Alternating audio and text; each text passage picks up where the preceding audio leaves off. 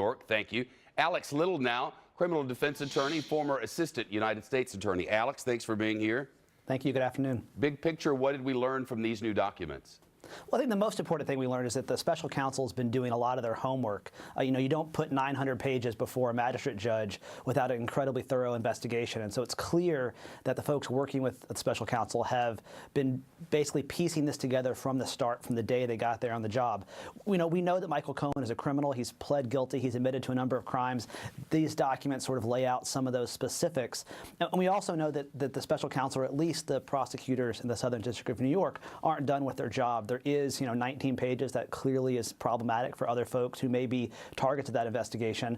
And so it tells us there's still much more for them to do. Those 19 pages, they had a headline above them, or a title at least, that read the illegal campaign contribution scheme. And there's reference to foreign sources unnamed.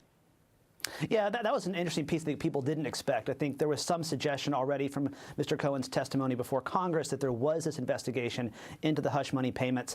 There was not so much a suggestion that there was still some investigation to be done about his foreign payments.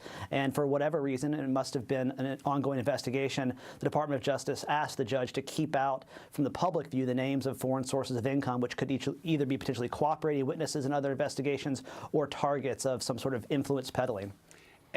To what degree is it your sense from reading this, was Michael Cohen a subject? Well, I mean, he was a subject from the day that the special counsel showed up, because to put those materials together within 2 months, to get the first warrant for his email, they must have known that he was, part of the key things that they were looking at. So the other thing that is interesting to this is there are obviously other people whose emails the special counsel has obtained, communications, even things like their location. And so I think what they know is far, far more than we expect that they know. Regarding the hush money payments, the court had more questions about redactions that the government had already made.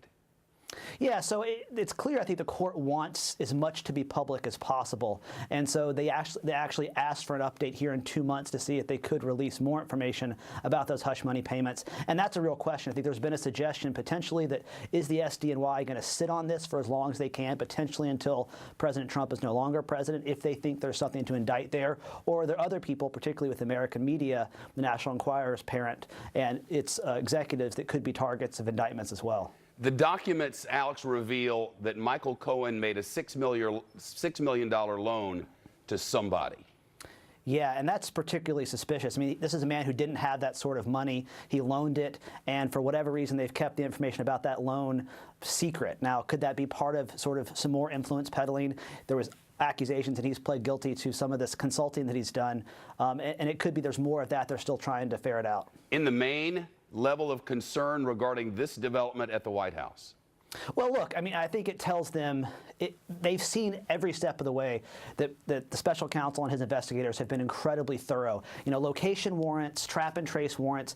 That says, if you're in the White House, that Mueller, since the day he got on the job, has been looking very, very closely day by day. And so any misstatement that the president made in his answers to the special counsel, or other shoes that they know haven't fallen, they can expect that Mueller's not going to leave sort of just hanging. We keep hearing, as we have in the past, that we may get something from Mueller soon. Does this give you any sense of time at all?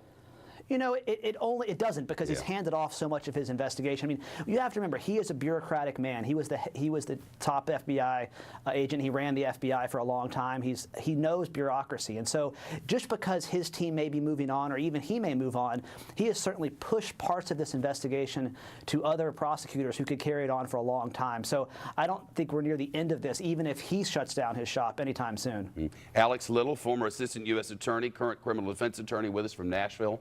Thank you. Appreciate it. Thank you. The deputy attorney.